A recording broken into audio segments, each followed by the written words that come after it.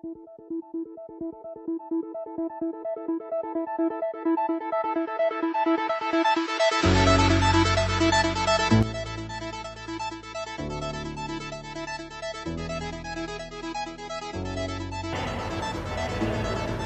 ายดีข้าพเจ้าทิพย์แสงจันทร์พิมพ์จันทร์วันนี้ข้าพเจ้าจะมานำเสนอวิชาประสบการณ์วิชาชีพครู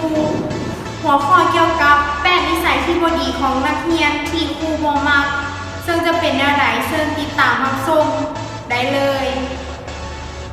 ในวิดีโอนี้เราจะเว้าถึงพฤติกรรมที่ครูเบิ่งนักเรียนว่าเป็นพฤติกรรมที่บ่ดีซึ่งจะมีอย่างแด่นั้นเชิญติดตามรับชมไปพร้อมๆกันเลยกรรมที่1มาโรงเรียนบ่ทันในปัจจุบันเกือบทุกๆโรงเรียนมีปัญหาเกี่ยวกับการมาโรงเรียนบ่ทันของนักเรียนภายในโรงเรียนโดยสาเหตุมาจากหลายๆปัจจัย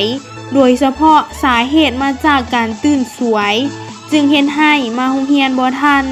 แล้วก็มักจะมีข้ออ้างกับครูว่ารถติดอย่างรถหัวและอื่นๆพฤติกรรมที่2แต่งกายผิดระเบียบนักเรียนบางคนมักคิดว่าการแต่งกายผิดระเบียบเล็กๆน้อยๆนั้นบ่เป็นหยัง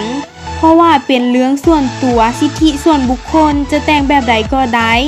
แต่ความเป็นจริงแล้วการแต่งกายเป็นการฝึกระเบียบวินัยเป็นการบ่งบอกว่าเฮาอยู่ในสถานะใดเรื่องที่3กินอาหารในเวลาเรียนเชื่อว่านักเรียนหลายๆคนจะต้องเคยกินอาหารในเวลาเรียนและเวลาที่ครูหายก็มักจะเว้าว่าครูน้องขอกินก้อนยังบ่ได้กินข้าวมาแต่เช้าเลยเจ็บท้องแต่ประเด็นมันอยู่ที่ว่าลักษณะของการกินของนักเรียนนั้นเวลาที่กินจะมีเสียงดังจบแจ๊บจบแจ๊บรวมไปถึงกลิ่นของอาหารที่อยู่ภายในห้องเฮ็ดให้นักเรียนคนอื่นนั้นอยากไปนำพฤติกรรมที่4ลีนอนในเวลาเรียนเป็นกิจกรรมหลังพักเที่ยงที่นักเรียนส่วนใหญ่จะต้องเฮ็ดเลยก็ว่าได้หลังจากที่กินอิ่มแล้วก็อยากนอนแต่พอได้นอนแล้วก็ยาวเลยเข้าเรียนแล้วก็ลีนอนนี่แหละเพิ่นว่าโรงเรียนคือเรือนหลังที่2พฤติกรรมที่5ลิ้นโทรศัพท์ในเวลาเรียนโทรศัพท์นั้นมีข้อดีหลายอย่างถ้าหากว่าเฮาใช้ถูกที่ถูกเวลาแต่ก็มีข้อเสียเช่นกันถ้าหากใช้ในเวลาเรียนที่ครูห้ามลิ้นเพราะการลิ้นโทรศัพท์อาจจะเฮ็ดให้เสียสมาธิในการเรียนเพราะสนใจแต่จะลิ้นมือถือพฤติกรรมที่6ลมกันบ่ฮู้ว่านักเรียนส่วนใหญ่เป็นหยังเวลาพักเที่ยงบ่มักจะลมกัน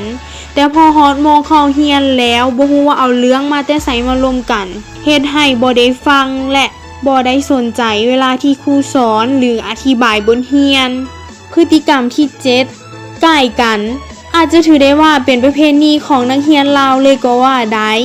เวียกบ้านก็คือเวียกห้องและมักเอามาเฮ็ดก่อนเข้าเรียน